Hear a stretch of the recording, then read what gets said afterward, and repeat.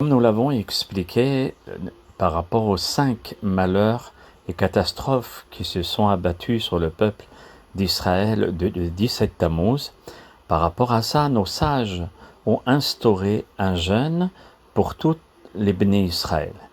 Donc tout le monde en bonne santé, j'insiste, en bonne santé, a le devoir de jeûner ce jour-là. Et nulle personne ne peut s'autoriser à manger sans problème de santé.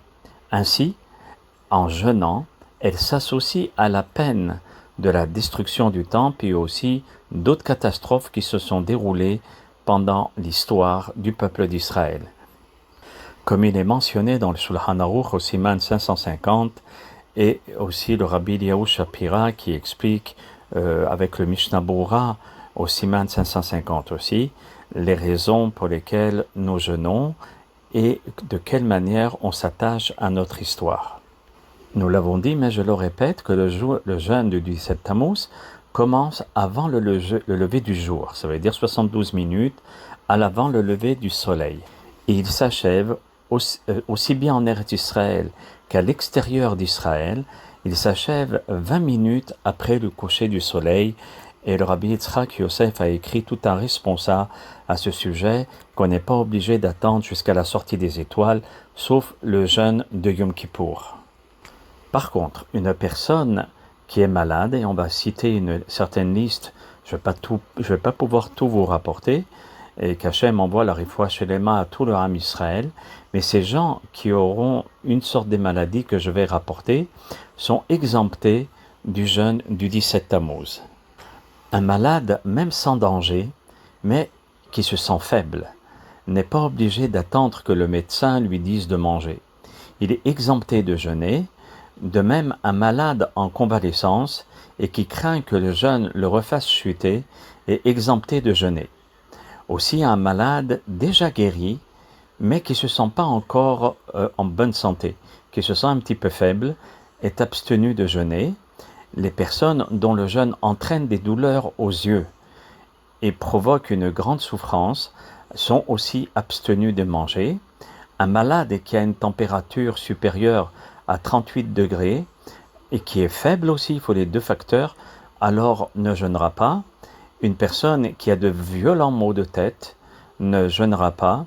Une personne qui souffre d'une gastro ou bien qui souffre d'une angine, une personne qui a du diabète au-delà du taux normal, 180 à 200 mg, ou ayant un diabète non équilibré, ou présentant des complications, c'est évident qu'il doit manger.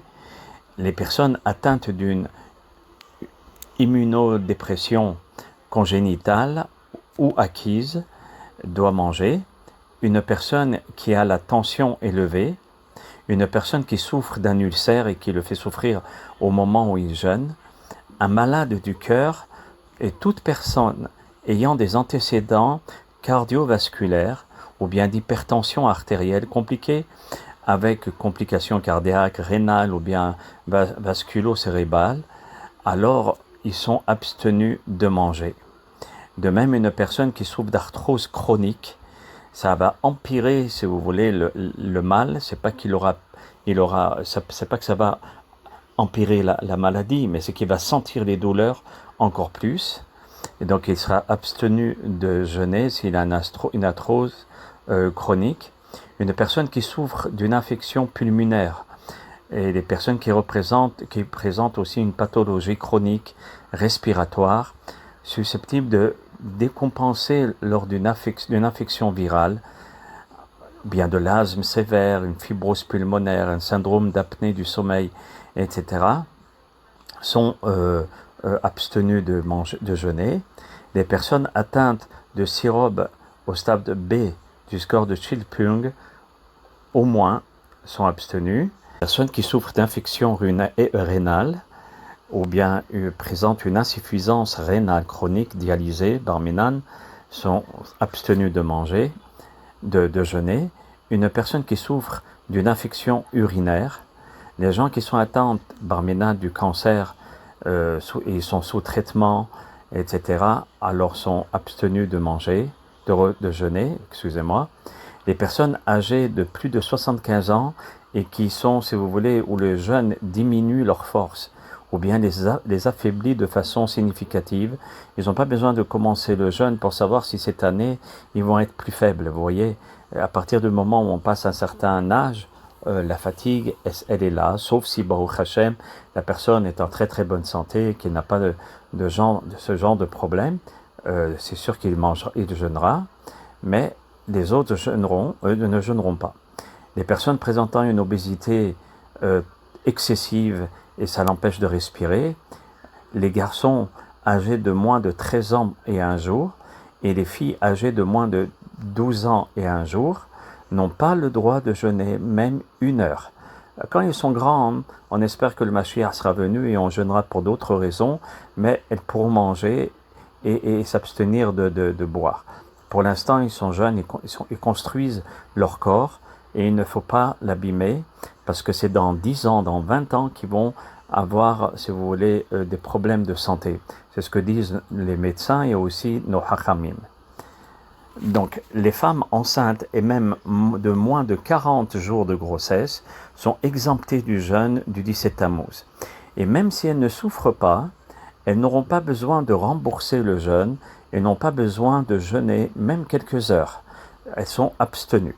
Les femmes qui allaitent et qui se trouvent dans les 24 mois après leur accouchement, même si la femme n'allaite plus d'enfants, vous voyez, Baruch Hashem, mais elle se sent encore très faible, car un accouchement, ça prend beaucoup de force et l'allaitement aussi. Alors certains décisionnaires autorisent à manger systématiquement pour les femmes qui se trouvent dans les 24 mois de leur accouchement. Vous pourrez regarder le Shulchan Aruch au Siman 754, le Rav Ovadia Yosef dans Yabia Omer, volume 1, au Siman 34, et beaucoup, il y a à peu près une centaine de poskim que j'ai rapportés dans le site et que vous pourrez voir. Une personne autorisée à manger naturellement veillera à ne consommer ce qui lui est nécessaire pour sa santé, et non pas comme des gourmandises, le jour où on peut tout manger, non. Manger, oui, mais des gâteries, non. Ainsi le rapporte Rav Ovadia Yosef et beaucoup de poskim dans Yahaveh Da'at au volume 1 au Siman 42. Et on souhaite, Be'ezrat Hashem, à tous les malades, une refoua shenema, une briout etana, une très très bonne santé, Be'ezrat Hashem, Idbarach. Amen.